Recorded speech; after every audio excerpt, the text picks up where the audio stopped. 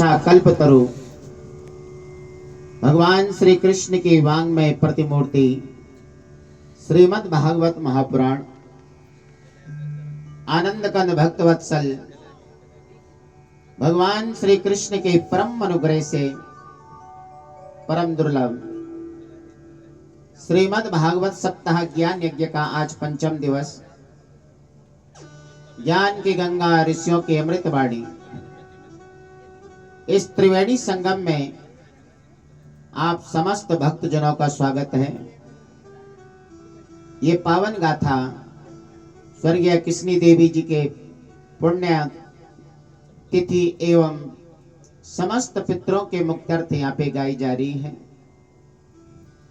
आयोजक के रूप में श्री सुदामा प्रसाद भारद्वाज जी, समस्त भारद्वाज परिवार, बंधु बांधव, इष्ट मित्रगण सब भाग लेकर के जीवन को धन्य बना रहे हैं। तो भगवान की यह गाथा भाग्य के उदय होने पर ही प्राप्त होती है। ऐसा सत्संग मिलता है और प्रभु कृपा से ही पावन गाथा प्राप्त होती है। बिनु सत्संग विवेक न होय, बिनु सत्संग विवेक न होय। राम कृपा बिनु सुलभ न सोय, राम कृपा बिनु सुलभ न सोय। राम कृपा बिनु सुलभ न सोय, राम कृपा बिनु सुलभ न सोय। बिनु सत्संग विवेक न होई। सत्संग के बिना ज्ञान नहीं मिल सकता है। और सत्संग कब मिलता है? जब प्रभु की अनुकंपा होती है, उनकी जब महती कृपा होती है, तब जाके सत्संग मिलता है। सत्संगमं च लभते पुरुषो यदावे। कथा रसिक भगवत चरणानुरागियों, कल के प्रसंग में हमने इस भारत भूमि के बारे में चर्चा की। 28 प्रकार के नरक हैं। पुण्य का फल स्वर्ग है, पाप का फल नरक बताया गया है। उधर से अभी तो इधर गया। कल भगवान के पीछे से नरसिंह घूम के, अवतार पीछे के से बारे घूम में के। आपने हाँ। श्रवण किया। इधर से हाँ उधर से।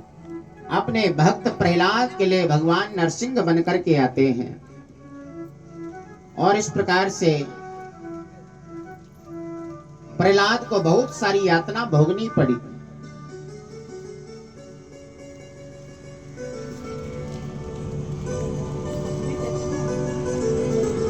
लेकिन प्रहलाद ने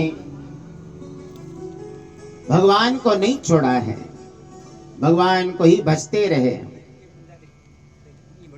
तब भगवान नरसिंह रूप में आते हैं। पीछे से सखा हाँ उधर परम परमारथ एहो, मन क्रम वचन राम पद नेहो।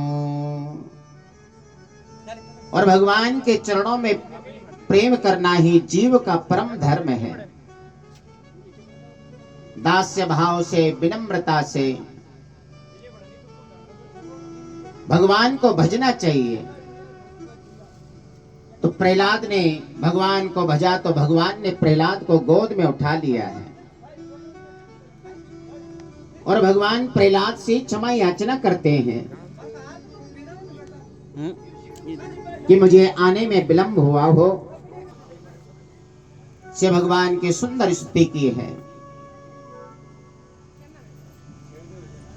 और समर्पण भाव, समर्पण जीवन को धन्य बनाता है। जो कुछ भी कर्म करें वो भगवान को अर्पण कर देना चाहिए। तो प्रहलाद महाराज ने भगवान के सुंदर षडंग स्तुति गाई है। प्रहलाद महाराज से भगवान कहते कि प्रहलाद ये बताओ, मेरे इस विकराल रूप को देख के सब डर गए, तुम्हें भय नहीं लगा? प्रहलाद कहते नहीं प्रभु। भगवान कहते क्यों? हे नाथ, जब जंगल में शेर दहाड़ता है तो सारे जानवर भाग जाते हैं, लेकिन शेर का बच्चा अपने पिता की ओर दौड़ता है। आप तो मेरे पिता बनकर के आए और आपने मेरा इस प्रकार कल्याण किया है। भक्तेन प्रहलादेन भक्त्या एतावंतो वर्णिता गुणा। इस प्रकार भक्त प्रहलाद ने बड़े प्रेम से प्रकृति और प्राकृत गुणों से रहित भगवान के स्वरूप भूत गुणों का वर्णन किया और इस प्रकार बारंबार नमन किया है। चुप हो गए महाराज। और नरसिंह भगवान ने भी आशीर्वाद दिया, क्रोध जो उनका था शांत हो गया। भगवान कहने लगे आज जो भी मांगोगे हम देंगे।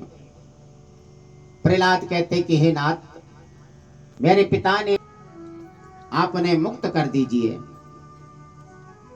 भगवान ने प्रहलाद को भौतिक पदार्थ करने के अनेक प्रलोभन दिए, परंतु निष्काम भक्त प्रहलाद ने कोई वस्तु प्राप्त करने की इच्छा प्रकट नहीं की है। तो बड़ा ही पावन चरित्र प्रहलाद महाराज का है। फिर प्रहलाद महाराज को गद्दी पर बिठाया गया है और प्रहलाद महाराज ने यहाँ पे भगवान के धर्म का प्रचार प्रसार किया है। सूत जी कहते कि हे सोनकादियो, ये पावन कथा सुखदेव भगवान राजा परीक्षित को सुना रहे हैं। अब हम आपको मानव धर्म, वर्ण धर्म, स्त्री धर्म के बारे में बताते हैं। आप इसे भी सावधान होकर के सुनिए। द्विज किसे कहते हैं?